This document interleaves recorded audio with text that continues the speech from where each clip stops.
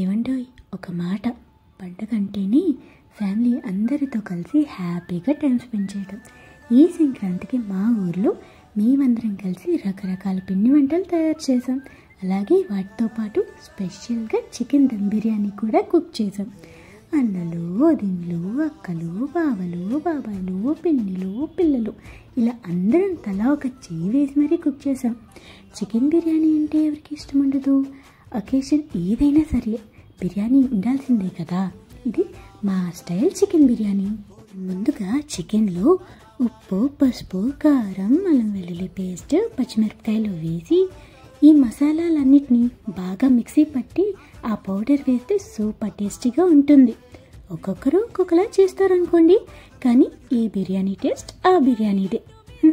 అయ్యో, మన ప్రాసెస్లో మసాలా పౌడర్ వేసుకున్నాక కొద్దిగా నిమ్మరసం, అలాగే కొద్దిగా పెరుగు, దాంతోపాటు కొద్దిగా కొత్తిమీర కూడా వేసి ఇలా రుచులన్నీ తగిలించి చికెన్కి మసాలాలన్నీ బాగా పట్టేలాగా కలుపుతూ ఒక 1/2 అవర్ 1 అవర్ అలా పక్కన పెట్టేయాలి.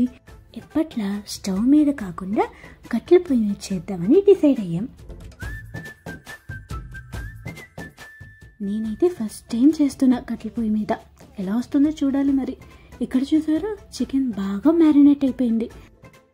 సో ఇప్పుడు ఈ మ్యారినేట్ అయిన చికెన్ కుక్ చేయడానికి ముందుగా ఆనియన్స్ కోసి పక్కన పెట్టుకొని ఒక బాండీలో నెయ్యి, నూనె 2 వేసి ఆనియన్స్ ఇంకా పచ్చిమిరపకాయలు గోల్డెన్ బ్రౌన్ కలర్ వచ్చే వరకు వేయించుకోవాలి.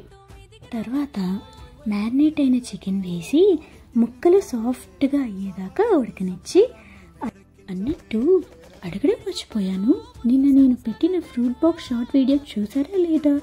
చూస్తుంటే ఆర్డర్ పెట్టండి, ట్రై చేయండి డూడ్, పోయేదే ఉంది. సరే ఇంకా వీడియోలోకి వెళ్ళిపోదామా? ఇక్కడ చూసారా చికెన్ ఎంత బాగా కుక్ అయిపోయిందో. అలాగే ఇంకో సైడ్ రైస్ కూడా బాయిల్ చేసుకొని దమ్ పెట్టి ఒక 20 మినిట్స్ మీడియంలో కుక్ చేస్తే super tasty chicken biryani ready అయిపోయింది.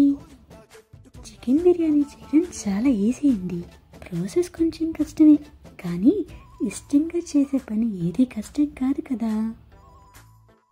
చాలామంది అంటుంటే విన్నాను, 10 నిమిషాలు తినేదానికోసం కిచెన్లో గంటలు నించొని కష్టపడాలా అని.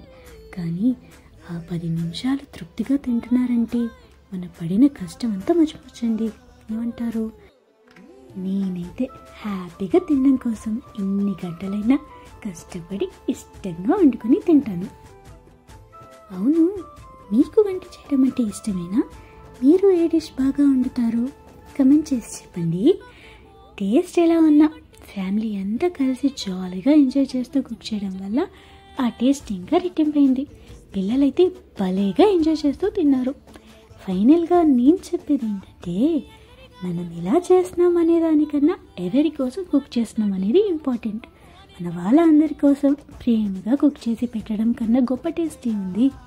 మరి మీరు ఈ సంక్రాంతిని ఎలా సెలబ్రేట్ చేసుకున్నారు? కమెంట్ చేసి చెప్పండి. అదే చెప్తూ లైక్, షేర్ అండ్ సబ్స్క్రైబ్ కూడా చేయండి. Thank you.